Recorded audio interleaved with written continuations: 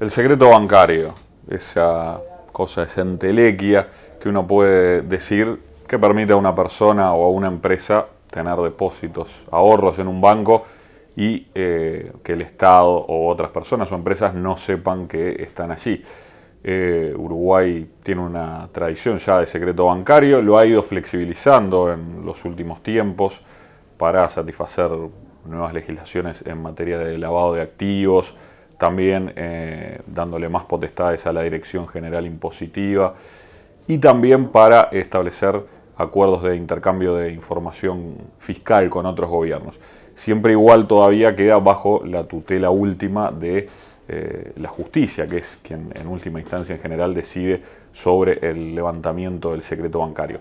Sin embargo, la tendencia en el mundo es hacia la desaparición del secreto bancario, y para hablar de este tema recibimos a Carlos Loaiza, es un abogado tributarista, socio del estudio Sanguinetti y Fodré. Carlos, bienvenido y gracias por acompañarnos. ¿Qué tal, Fabián? Muchas gracias por la invitación. Un placer estar aquí. ¿Por qué en el mundo se va hacia esa tendencia de eliminación o desaparición del secreto bancario? La tendencia comenzó hace ya muchos años con una serie de documentos y de trabajos preparados por la Organización para la Cooperación y el Desarrollo Económicos, la OCDE, también la Unión Europea, papeles propios de Estados Unidos, pero no se puede negar que se intensificó, que tomó un impulso adicional a partir de la crisis financiera y luego completa económica del año 2008 y siguientes.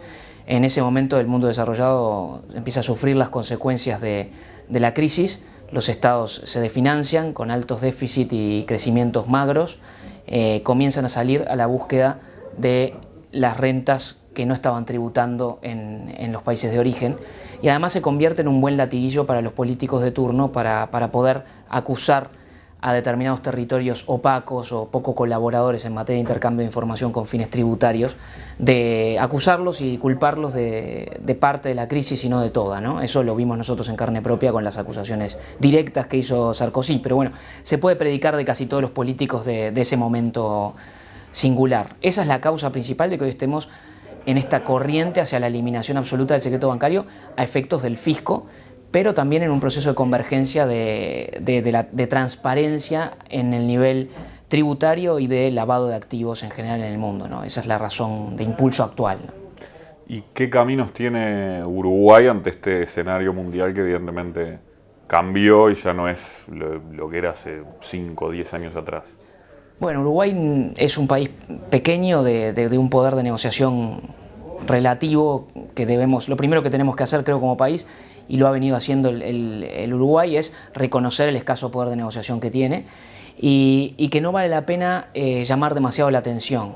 El Uruguay llamó mucho la atención cuando estuvo en la lista negra y luego en la lista gris, que devino gris, y eso nos dejó mal parados. El Uruguay tiene una tradición de buen cumplimiento de la normativa internacional en general, la tributaria no tiene que ser la excepción, y si bien es un entorno muy desafiante, lo primero que tiene que saber es por dónde vienen los tiros. Ese es el primer punto a darse cuenta. Darse cuenta que la corriente mundial, como comentábamos antes, hoy es perseguir el dinero allí donde esté y encontrarlo para lograr financiar las arcas públicas de los países desarrollados. Yo ahora recordaba cómo en el año 70 de nuestra era, Vespasiano inventó un impuesto al orín de los baños públicos en Roma.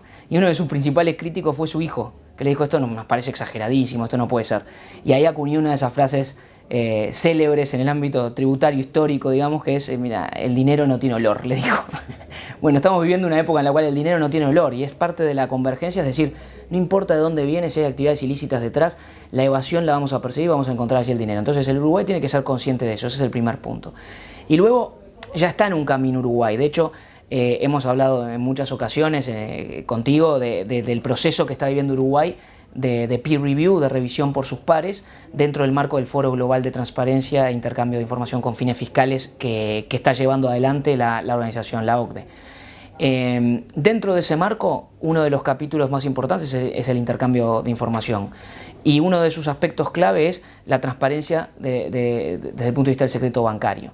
¿Qué tiene que hacer Uruguay? Bueno, Uruguay ya está previsto, hay un roadmap que este mismo año divulgó la OCDE, en el cual se prevé que los países que son miembros del foro, separa tres categorías de países: los países que son en desarrollo, que están en desarrollo, los países que son miembros del foro y los países que son del G20.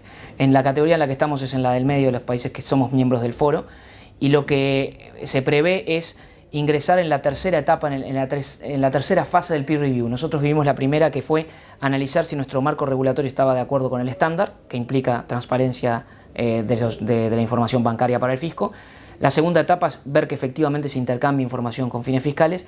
Y la tercera, que es parte de esa realidad del target móvil, ¿no? de ese espejismo que siempre creemos que vamos a cumplir, pero se nos adelanta un poco, es precisamente el intercambio automático de información, que es transparencia absoluta e interconexión tecnológica entre los distintos fiscos. O sea, para llevarle un ejemplo, sería que, suponiendo, ¿no?, el fisco, la Dirección General Impositiva Uruguaya pueda intercambiar la información que tiene sobre contribuyentes, supongamos, argentinos con la AFIP de Argentina. Absolutamente. Es un estándar muy exigente, mucho más que el que hoy tiene la OCDE en el intercambio llamado bajo requerimientos, en el que un fisco pide al otro. Que tiene muchas garantías. Eso lo conversamos y mucho cuando se firmó el tratado con Argentina. Este intercambio tiene unas características claves que son: exige mucha tecnología porque tienen que estar interconectados los fiscos, representa un gran desafío a la intimidad y en particular representa un desafío a la evolución histórica que tuvo el proceso de secreto bancario en Uruguay, porque exige que no haya intervención del Poder Judicial. Por lo tanto, es una garantía menos para el contribuyente. Pero luego, además, es muy intenso en el tipo de información que se intercambia, porque está inspirado, y en su evolución histórica se reconoce, está inspirado en la evolución, en los desarrollos de Estados Unidos en la ley FATCA, que es una ley que exige mucho más que una información, por ejemplo, quiero este dato del contribuyente. Es mucho más parecido a eso que normalmente decimos que se quiere evitar, que es el fishing expedition, porque lo que se da es, todos los años hay intercambio periódico de información de estados financieros, información sobre dividendos, intereses, estados contables completos, resultados de ventas de activos, y todo eso en base anual y periódica. Y por lo tanto es un gran desafío para Uruguay. Entonces, con ese escenario del secreto bancario en Uruguay, ¿cómo queda? Ya totalmente perforado, ¿sería más fácil directamente eliminarlo y adaptarse a otra realidad? Es difícil hablar de este tema que genera que despierta mucha susceptibilidad en la plaza uruguaya, y es natural que así sea. Pero yo creo que no hay que ser alarmista por dos razones. La primera es, este es un proceso gradual, donde evidentemente el sistema de presión de la OCDE, esa enforceability que tiene, ese name and shame, ¿no?, de hacerte pasar vergüenza, de ponerte en la lista de los malos, eso tiene su impulso, y además se prevén sanciones concretas que los países desarrollados pueden imponernos. Pero lo que va a pasar es, hay una lista de países elegibles, los que no sean voluntarios y los que no entraron en el sistema de early adopters, que son los que primero quisieron integrarse en el sistema. Lo que va a suceder es que van a elegir algunos países para empezar a dotarlos de tecnología, primero a que tomen conciencia, el llamado awareness, toman conciencia, empieza a dotarse con financiación de Banco Mundial, del Fondo Monetario, de la tecnología necesaria, si no la tuvieran, y después entran en pruebas piloto para ver cómo intercambian. Ese serían los pasos en los países que van a pasar por la fase 3, Uruguay entre ellos. Uruguay, eso va a suceder ahora en noviembre, se van a dar los resultados de cuáles son los países elegidos o cuáles se postularon, y Uruguay va a estar en esa discusión de si se postula, si lo eligen, y va a tener que jugar con mucha cintura. Pero lo segundo, por lo que yo creo que no hay que ser muy alarmista, es, tú mencionabas que el secreto bancario se ha ido flexibilizando, y a veces cuesta ver, bueno, somos jóvenes y es un país joven, pero hay que tener un poco de perspectiva histórica, y la realidad es que desde 1982 hasta ahora es cierto que el secreto bancario se ha ido flexibilizando, desde esa ley de intermediación financiera. Pero si vamos un poco antes, la realidad era totalmente la contraria. O sea, el secreto bancario no se podía oponer al fisco, estaba expresamente prohibido oponerlo al fisco por parte de las entidades financieras en el Código Tributario sancionado en 1974. Y es después que comienza pendularmente a reforzarse, y ahora vivimos una época de flexibilización. Yo creo que el tema de reforzamiento, flexibilización no hay que tomarlo con dramatismo. Lo que sí hay que procurar y cuidar mucho es el respeto de la intimidad. Pero bueno, no una intimidad irracional tampoco. Tenemos que ver muy bien, de acuerdo a las últimas evoluciones de lo que es la intimidad, que por ejemplo está claro que no se le puede exigir a una persona que diga, como se discutió aquí, si manda a su hijo a un colegio hebreo, católico o de otra religión, pero no necesariamente la llamada intimidad económica puede oponerse al fisco, porque precisamente es nuestra capacidad contributiva la que permite a las entidades fiscales poder determinar los tributos, ¿no?